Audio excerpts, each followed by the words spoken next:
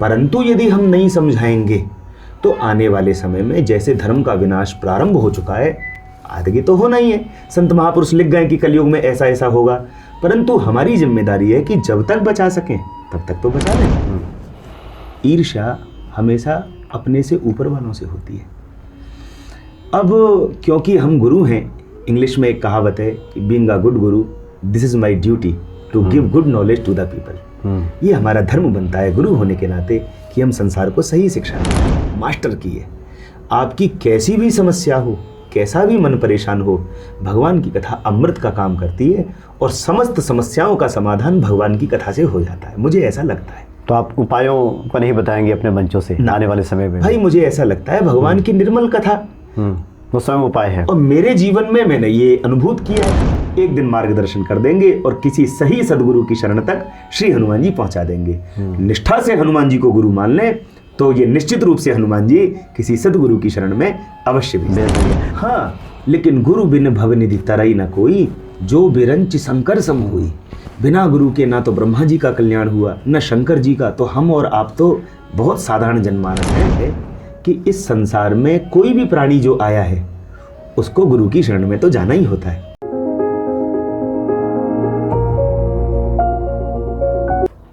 जय सिया राम। जय जय जय हनुमान गोसाई, कृपा करहु गुरु देव की नाई। गोस्वामी तुलसीदास जी कहते हैं श्री हनुमान जी से कि आप गुरु की भांति हम पर कृपा कीजिए। यानी गुरु का बड़ा विशेष महत्व है हमारे जीवन में। कई बार ये बातें आती हैं कि लौकिक जगत पे कोई गुरु ना मिले तो श्री हनुमान जी भगवान शिव स्वयं गुरु हैं, उन्हीं को गुरु बना लें। उन्हीं की प्रेरणा से कोई अगर मिल जाए सत्पुरुष तो फिर आपका वो गुरु हो जाएगा। आज इसी विषय पे हम बात करने जा रहे हैं। आप आदरणीय आचार्य डॉक्टर पवन कौशिक जी महाराज हैं, स्वागत है आपका। जय सिया राम। जय सिया राम। और सभी भक्त आचार्य जी को पहले भी सुन चुके हैं और आपकी तो शुरुआत वहाँ से हुई, ये लगन लगी। आपने बताया था कि आप तो रामलीला में स्वयं हनुमान जी का रोल निभाना चाहते थे, निभाया भी आपने। और उसके बाद श्रीमद् भागवत कथा और राम कथा आप गली गली सुनाने लगे हैं। तो पहली जिज्ञासा आज आपसे यही होगी कि क्या इस लौकिक जगत में बिना गुरु के काम नहीं चल सकता? देखिए, पहले तो हम ये सब ने कि गुरु कहते किसको हैं।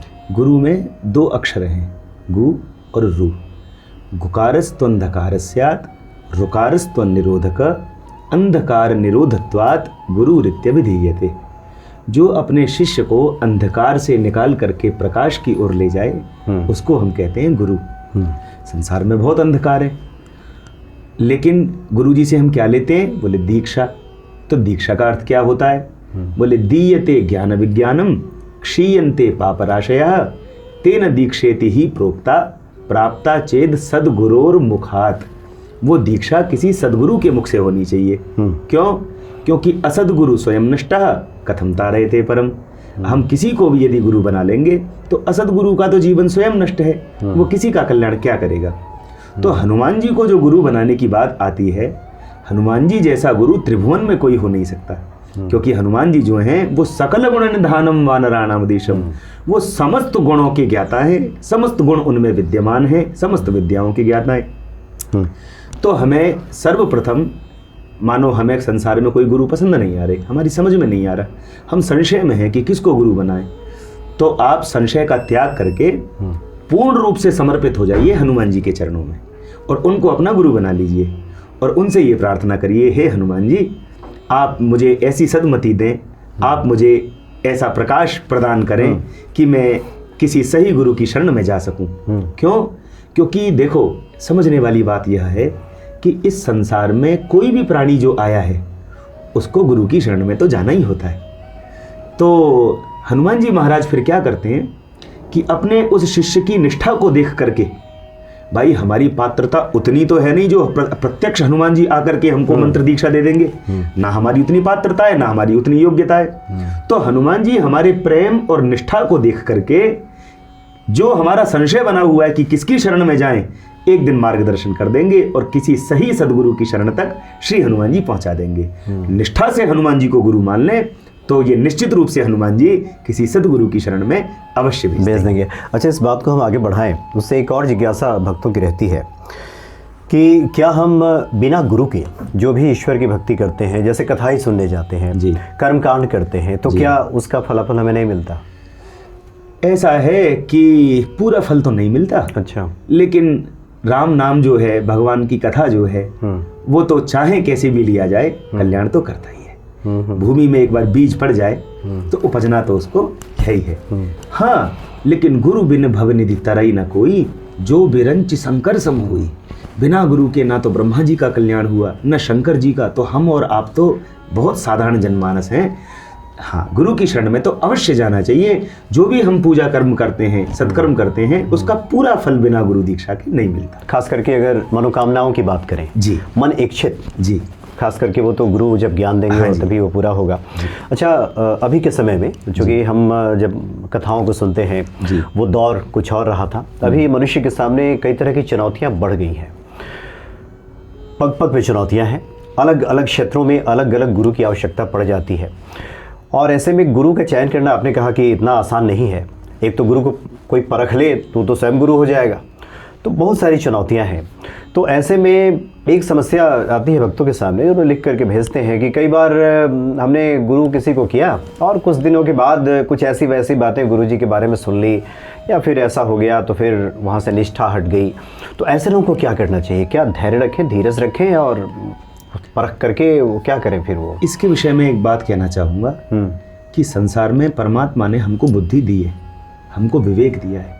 हमें भेड़ चाल नहीं चलनी चाहिए कि जहाँ सब दौड़ रहे हैं वहाँ हम भी दौड़ने लग जाएं, जहाँ ज़्यादा लोग भाग रहे हैं वहाँ हम भी भागने लग जाएं। अरे, परमात्मा ने हमको विवेक दिया है। इस संशय का जो समाधान है वो बड़ा सीधा सा है। जो गुरु भगवान के मार्ग पर चलने की बात कहे, वो कहे बेटा पूजा मेरी नहीं करनी, जो मंत्र मैंने कान में दिया है उसका जाप करके भगवान की पूजा करनी है, वो सही गुरु है। और जो कहे कि गुरुर ब्रह्मा गुरुर विष्णु और गुरुर देवो महेश्वरा, मैं ही ब्रह्मा विष्णु महेश बन गया हूँ, तो अब भगवान नहीं, अब केवल मेरी पूजा करो, ऐसे लोगों से बचो। सदगुरु वही होते हैं जो अपने शिष्य को भगवान से, गुरु का काम ही है, गुरु मल्लाह की तरह होता है। मल्लाह माने एक किनारे पर शिष्य खड़ा है, दूसरे किनारे पर भगवान खड़े हैं, तो अपनी कृपा रूपी नाव में बिठाकर जो शिष्य को भगवान के पास तक छोड़े आए वो गुरु होते हैं। और यदि सीधी सी और पहचान जानना चाहो और सरल यदि हम इसको करें तो देखो, नमन्ति फलिनो वृक्षाः नमन्ति गुणिनो जनाः शुष्क काष्ठानि मूर्खाश्च न नमन्ति कदाचन। जो गुणवान लोग होते हैं, झुके हुए होते हैं। यदि आप साधारण जान चाहते हो, साधारण पहचान चाहते हो कि भाई हम इतना विवेक हमारे अंदर नहीं है, हम तो कोई छोटी सी पहचान बता दो, तो मैं एक सीधी सी बात कहना चाहूँ कि जो विनम्र हैं, जो झुके हुए हैं, वो गुरु है। अच्छा। और जो पहले ही परमात्मा बने हुए हैं, पहले ही आशीर्वाद दे करके स्वयं, तो उनसे थोड़ा सावधान रहें। गुरु तो बड़ा विनम्र होता है, अपने शिष्य को भी विनम्र बनाता है।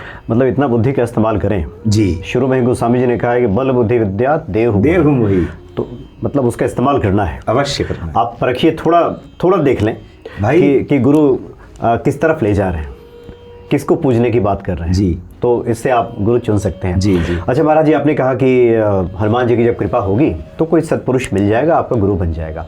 फिलहाल जो लोग हनुमान जी को गुरु स्वरूप में अगर पूजना चाहते हैं जी, तो उसके कुछ नियम होते हैं क्या, कि कैसे बनाए गुरु, या फिर बन जाए तो फिर क्या करें? देखो, ऐसा है कि हनुमान जी का जो चरित्र है वो बड़ा पवित्र चरित्र है। उनकी राम जी के चरणों में निष्ठा और उनका भगवान के प्रति जो समर्पण, ब्रह्मचर्य, बलवान हनुमान जी का जैसा चरित्र है, हम अपने गुरुओं का आश्रय लेते हैं और उनके अनुसार आचरण करते हैं, तो जैसा आचरण श्री हनुमान जी का है, कम से कम असत्य बोलें, शुद्धता पवित्रता से रहें, अनावश्यक बात ना करें, जब भी बोलें भगवत चर्चा ही बोलें। कहने का मतलब हम हनुमान जी के चरित्र से शिक्षा ले लें। जैसा जैसा हनुमान जी का राम के प्रति समर्पण है, राम के प्रति लगाव है, वैसा ही हमको हनुमान जी के आचरण से शिक्षा लेकर के उसी के अनुरूप हमको आचरण करना चाहिए, जिससे हनुमान जी अत्यंत प्रसन्न होंगे। जैसे हनुमान जी ब्रह्मचारी हैं, तो हम यदि हनुमान जी को गुरु बनाते हैं तो हमें भी चाहिए कि हम परनारी की ओर दृष्टि ना डालें, हम गलत मार्गों पर ना चलें।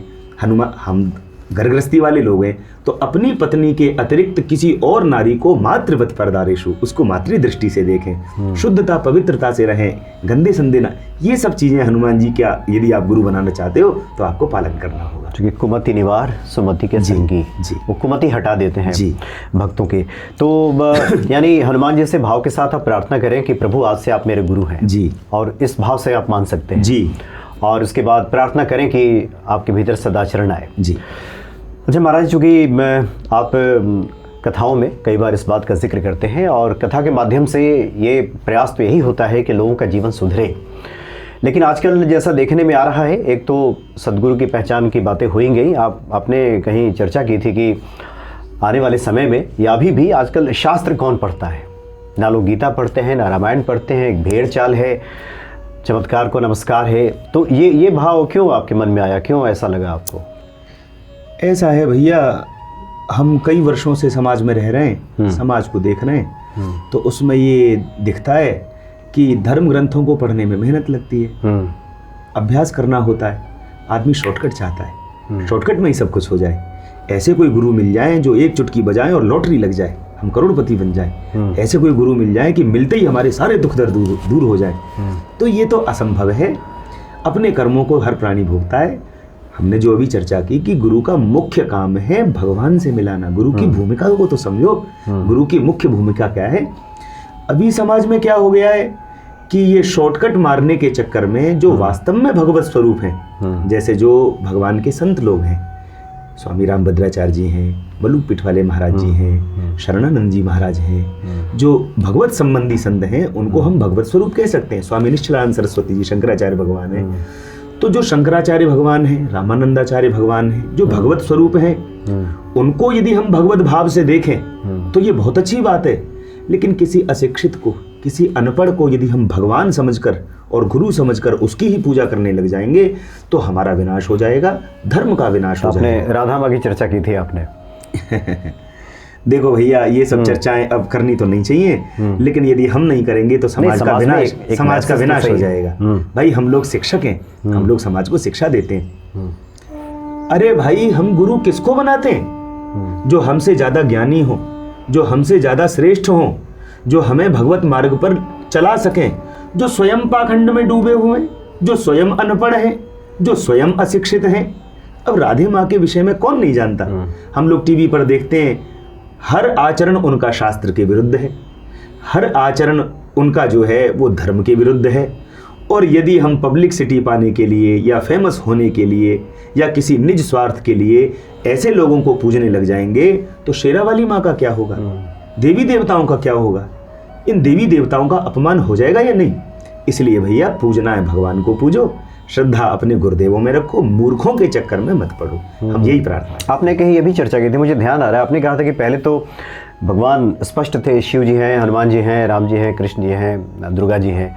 अब तो न जाने कितने भगवानों की भी बाढ़ आने लगी है। जी, मैं वही तो, ऐसा है ना, आजकल क्या है, जिसकी ज़्यादा फैन फॉलोइंग हो गई, ज़्यादा बड़े आश्रम हो गए, ज़्यादा शिष्यों की टोली हो गई, वही भगवान बन जाते हैं। आजकल भगवान बनने में कुछ लगता थोड़ी है। ये परंपरा आज की नहीं है। भगवान श्री कृष्ण का जब कार्यकाल था धरती पर द्वापर युग में, तो एक भगवान और हुए थे, पौंड्रक। तो पौंड्रक ने क्या किया, बोले नकली 2 हाथ लगवा लिए, सुदर्शन चक्र ले लिया, बोले वो कृष्ण तो नकली भगवान है, असली भगवान तो मैं ही हूँ। अंत में भगवान ने फिर उसका विनाश किया और दुर्गति को प्राप्त हुआ। तो जब भगवान कृष्ण के समय में नकली भगवान घूम रहे थे, तो आज तो घोर कलिकाल है, आज तो घर घर में भगवान घूम रहे। बड़ा सा तिलक लगाओ, बड़े से बाल बढ़ाओ, बढ़िया चमकने से कपड़े पहनो, बन गए भगवान। तो भैया, पूजा केवल भगवान की करो, नकली भगवानों से बचो। इससे बचने की आवश्यकता है, बिल्कुल आवश्यक। अच्छा, इसमें इस तरह के सवाल जब उठाए जाते हैं तो कुछ लोग जिनको प्रसिद्धि मिली हुई है इस तरीके से भी, तो वो कहते हैं कि ये तो ईर्ष्यावश लोग कह रहे हैं। ऐसा आपने सुंदरकांड में नहीं पढ़ा है क्या कि तासु सुयस त्रैलोक्य उजागर, सोई विजयी विनयी गुण सागर, जा पर नाथ करहु तुम दाया। जामवंत कहते हैं ना जी कि यश तो उसी का फैलता है जिस पे प्रभु राम कृपा कर देते हैं। तो मेरा सवाल यहाँ पे ये है कि चलिए कृपा हो भी गई, तो क्या ये बाद में फिसलन की स्थिति आ जाती है क्या, कि व्यक्ति ये फिसलने लगता है, मार्ग से कुमार्ग पकड़ लेता है? ये देखो, ऐसा है, ईर्ष्या किससे होती है? ईर्ष्या हमेशा अपने से ऊपर वालों से होती है। अब क्योंकि हम गुरु हैं, इंग्लिश में एक कहावत है कि being a good guru this is my duty to give good knowledge to the people. ये हमारा धर्म बनता है गुरु होने के नाते कि हम संसार को सही शिक्षा दें। यदि हम ये सोच करके कि ये लोग ये सोचेंगे कि ईर्ष्या करते हैं, हम ईर्ष्या इसलिए नहीं करते हैं क्योंकि उनसे हमारा कोई मेल नहीं है, हमारा कोई उनसे लेना देना नहीं है। उनका अलग विषय है, हमारा अलग विषय है। परंतु यदि हम नहीं समझाएंगे तो आने वाले समय में जैसे धर्म का विनाश प्रारंभ हो चुका है, आगे तो होना ही है। संत महापुरुष लिख गए कि कलयुग में ऐसा ऐसा होगा, परंतु हमारी जिम्मेदारी है कि जब तक बचा सकें तब तक तो बचा लें, आगे जो होना है सो होगा।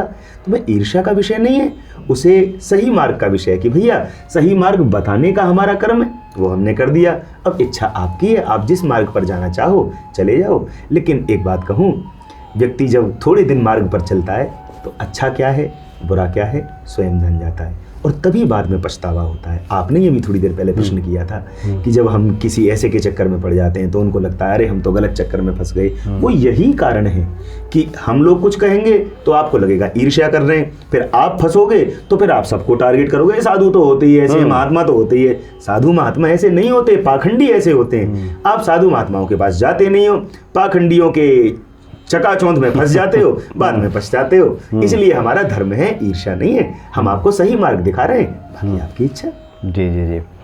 तो अभी तो आप रामकथा श्रीमद् भागवत कथा का प्रचार कर रहे हैं कि जन जन तक पहुँचे।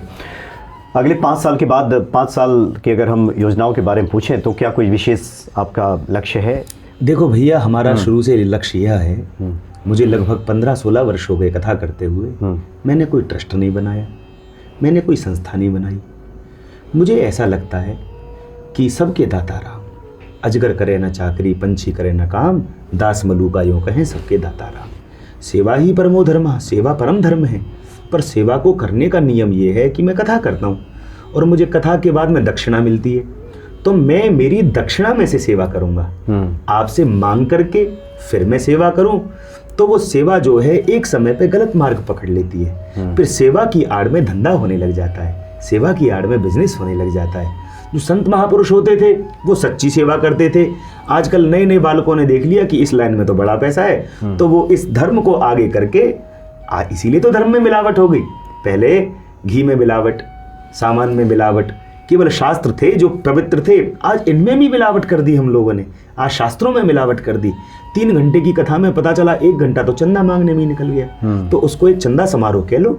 भागवत कथा कह रहे हो, राम कथा कह रहे हो, तो वहाँ भगवत चर्चा ही होनी चाहिए। तो मुझे ऐसा लगता है कि 5 सालों में हमारी तो बस यही, इन 5 सालों की ही नहीं, आजीवन की यही जिम्मेदारी है कि हमारा जन्म ब्राह्मण कुल में हुआ है और ब्राह्मण गुरु होने के नाते सर्वदा समाज को सही मार्ग दिखाना है, भगवान की ओर प्रेरित करना है, स्वयं भी भगवान का नाम गाना है, लोगों की जिह्वा से भी भगवान का नाम गवाना है। यही जीवन भर करना है, यही लक्ष्य है। जी जी। आज की कड़ी में एक हम ऐसी जिज्ञासा लेते हैं जो कि एक आम भक्तों से जुड़ा हुआ है। चूँकि आप युवा भी हैं, संसार को भी काफ़ी करीब से देख रहे हैं, रामकथा के आप प्रवक्ता भी हैं। आमतौर पे व्यक्ति जब मुश्किलों में, समस्याओं में फंसता है तो कुछ उपायों की बात आती है। क्योंकि जिस भक्ति की बातें की जाती हैं कथाओं के माध्यम से, ये तो क्रमशः जगती है व्यक्ति के भीतर, एक यात्रा क्रम है ये।